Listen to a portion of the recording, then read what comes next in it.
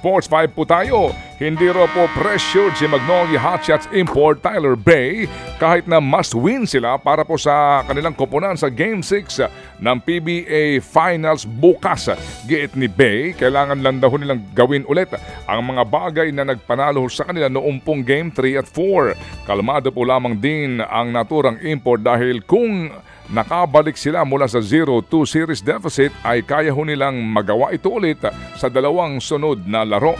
Bukod dyan, sinabi rin po ng import na hindi nila dapat hayaang maka-score ng 30 puntos ang kahit na sino mula sa San Miguel Beermen. Mahalaga raw na respetuhin nila ang lahat ng players ng SMB para magkatsansang manalo. Papasok po ang Magnolia Hotshots na dihado sa serye dahil nga po 3-2 ang score sa serye. Gaganapin po ang Game 6 bukas Miyerkules sa Smart Araneta Coliseum sa oras na tulog na ako, 7:30 p.m. Ted Filon at DJ Chacha ngayon nasa Radyo 5 92.3 News FM Monday to Friday 6 to 10 a.m.